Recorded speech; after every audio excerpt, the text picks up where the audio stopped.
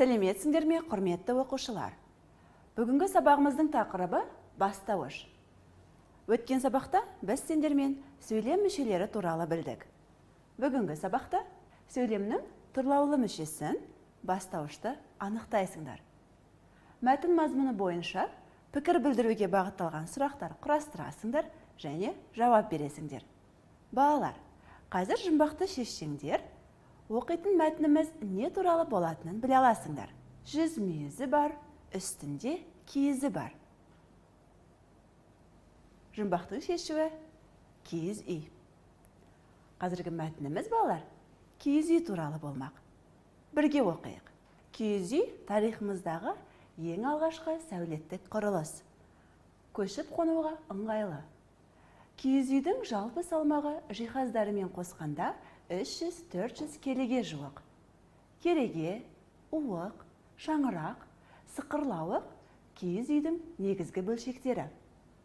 Кереге киіз үйдің негізгі қаңқасы болып есептеледі. Ол талдан, қайыңнан жасалады. Балалар, мәтіндегі сықырлауық сөзінің мағынасын бірге оқиық. Сықырлауық киіз үйдің ішкі жағынан жабылатын екі бөлек тақта есік. Ал енді мәтін мазмұны бойынша сұрақтарға жауап беріңдерші. Ата-бабамыз неліктен киіз үйді пайдаланған? Себебі киіз үй көшіп қонуға ыңғайлы. Киіз үйдің негізгі бөлшектерін атаңдар. Кереге, уық, шаңырақ, сықырлауық киіз үйдің негізгі бөлшектері. Кереге неден жасалады? Кереге талдан, қайыңнан жасалады. Ал балалар, енді киіз үй туралы бейнематериалға назар аударыңдар. Ежелден көшіп қонып мал баққан қазақ халқының киіз үйі түркі халықтарына тән киіз үйлердің айрықша бір түріне жатады.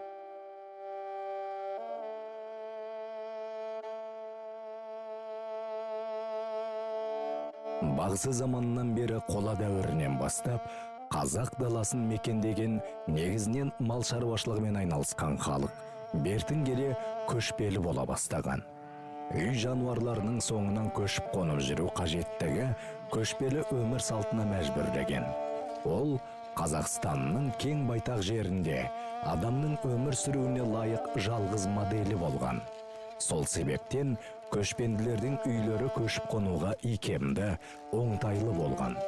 Егер таяу шығыс пен орта шығыстың шөл және шөлейт жерлерін мекендеген көшпелі халық жеңіл шатырларда өмір сүре алса, Еуразия даласының малшылары мықты қаңқасы бар жылы үйді қажет етті. Осында қонақ қабылдап, маңызды мәселелер жайлы әңгіме дүкен құрды. Ошақ айналасында бала тәрбиеледі. Кіреберіске жақын сол жақ ыдыс-аяқпен тағамдар қоятын шаруашылық орын болып есептеледі. Оң жақтағы босағаға таяу аттың ер-тоқымы мен әбзелдері қойылады. Суық күндері аңшының тұғырға қондырған бүркіті отыратын.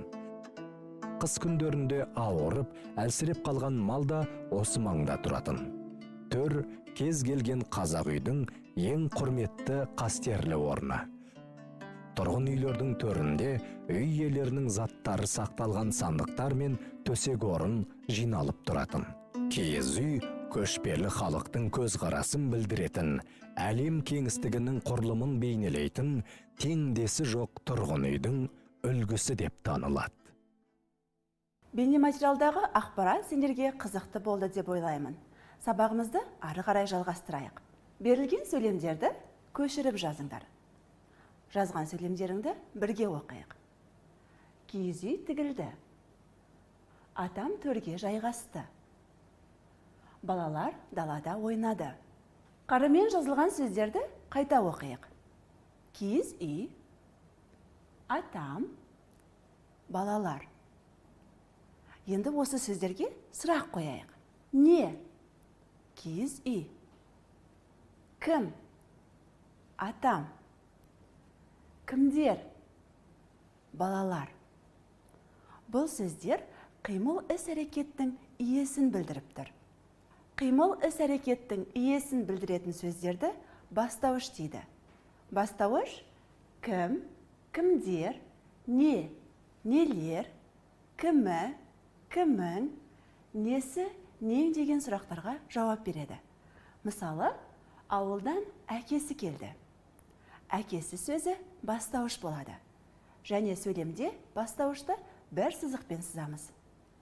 Берілген мәтінді оқыңдар. Қыста қоян тоңбайды.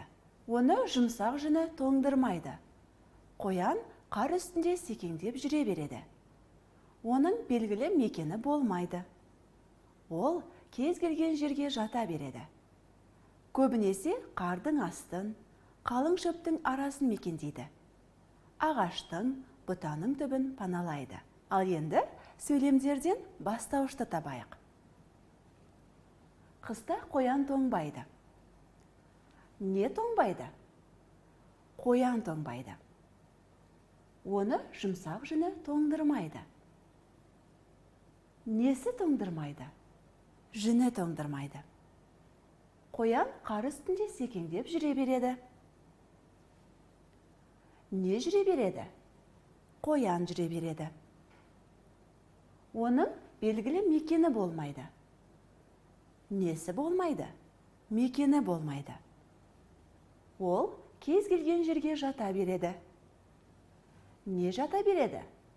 Ол жата береді. Көбінесе қардың астын, қалың шөптің арасын мекендейді.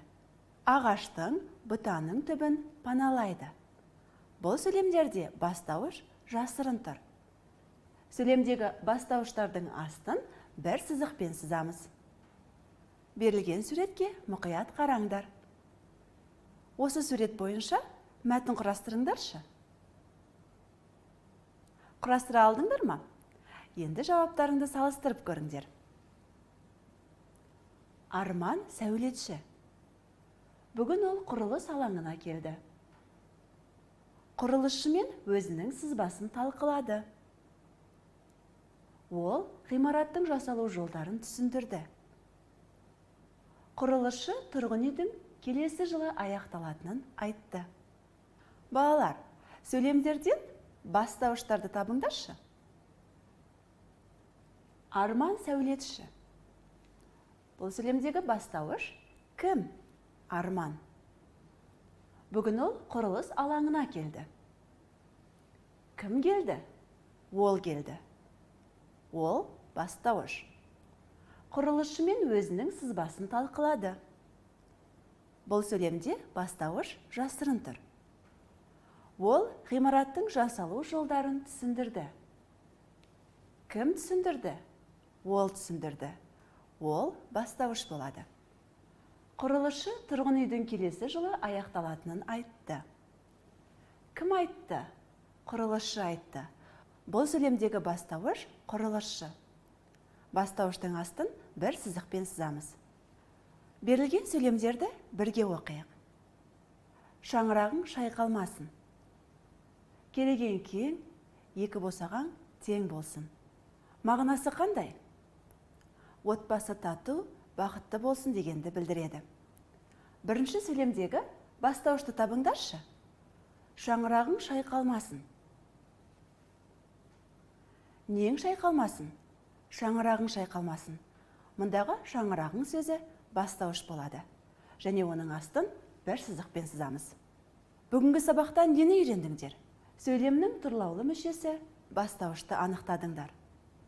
Мәтін мазмұны бойынша пікір білдіруге бағытталған сұрақтарға жауап бердіңдер. Жарайсыңдар балалар. Бүгінгі сабағымыз аяқталды. Сау болыңдар.